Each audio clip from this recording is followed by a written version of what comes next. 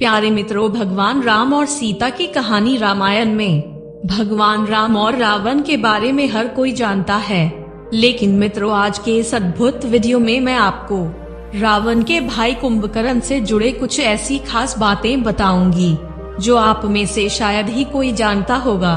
तो मित्रों आपसे विनती है कि इस वीडियो को अंत तक जरूर देखें। मित्रों अगर आपने अभी तक हमारे चैनल को सब्सक्राइब नहीं किया है तो चैनल को सब्सक्राइब करके बेल आइकॉन को दबा दीजिए ताकि आपको रोजाना ऐसी ही जानकारी भरी वीडियोज मिलती रहे। मित्रों यह बात तो आप सभी जानते होंगे कि कुंभकर्ण को ब्रह्मा जी ने 6 महीने सोने का वरदान दिया था। मित्रों बात उस समय की है जब रावण, विभीषण और कुंभकर्ण तीनों भाई भगवान ब्रह्मा जी को प्रसन्न करने के लिए कठोर तपस्या कर रहे थे। तीनों भाइयों के कठोर तपस्या से प्रसन्न होकर ब्रह्मा जी ने उनके सामने प्रकट होकर उन्हें वरदान दिया।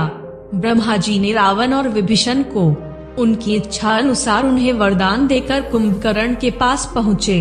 ब्रह्मा जी कुंभकर्ण को वरदान देने से बहुत चिंतित थे। ब्रह्मा जी इस बात से चिंतित थे कि यदि कुंभकर्ण हर रोज पेट भर भोजन करेगा तो जल्दी ही पूरी सृष्टि का अंत खत्म हो जाएगा और करोड़ों प्राणी पशु पक्षी भूख के कारण मारे जाएंगे। इसी वजह से ब्रह्मा जी ने कुंभकर्ण के वरदान मांगने से पहले ही माता सरस्वती के द्वारा कुंभकर्ण की बुद्धि को भ्रमित कर दिया, जिस वजह से कुंभकर्ण जो चाहता था वह वरदान ना मांग सका।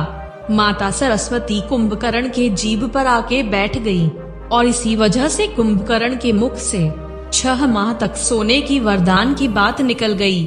फिर इस बात पर ब्रह्मा जी ने तथास्तु कह दिया। दोस्तों क्या आपको पता है कि कुंभकर्ण रावण से भी ज्यादा बलवान था।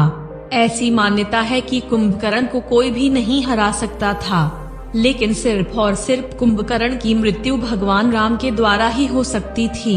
लंकापति रावण का भाई कुंभकर्ण अत्यंत बलवान था। कुंभकर्ण से जीत पाने वाला कोई भी योद्धा पूरे जगत में नहीं था। ब्रह्मा जी के वरदान के कारण कुंभकर्ण मदिरा पीकर 6 महीने तक सोता रहता था। दोस्तों एक वक्त ऐसा भी आया था कि जब कुंभकर्ण अपने भाई रावण से भी लड़ पड़ा था। ये बात उस समय की है जब रावण ने माता सीता का हरण कर लिया था और फिर जब भगवान राम अपने वानर सेना के साथ लंका पहुंच गए थे। भगवान राम और रावण दोनों के सेनाओं के बीच घमासान युद्ध होना शुरू हो गया था। उस समय भी कुंभकर्ण लंका में सो रहा था। तब रावण ने अपने सैनिकों को कुंभकर्ण को जगाने का आदेश दिया। बहुत प्रयत्नों के बाद जब कुंभकर्ण नींद से जागा तो उसे मालूम हुआ कि रावण ने सीता का हरण कर लिया है। जब कुंभकर्ण को यह बात पता चली तो वह बहुत दुखी हुआ। कुंभकर्ण दुखी होकर अपने बड़े भाई रावण से बोला कि मूर्ख, तूने जगत जननी माता सीता का हरण किया है और इतना सब करने के बाद भी तू अपना कल्याण चाहता है। उसने रावण से युद्ध रोकने की बात कही, लेकिन रावण उसके बातों को बिल्कुल भी नहीं सुना। कुंभकर्ण युद्ध के लिए बिल्कुल तैयार नहीं थी, लेकिन अपने बड़े भाई रावण का मान रखने के लिए तैयार हो गया था।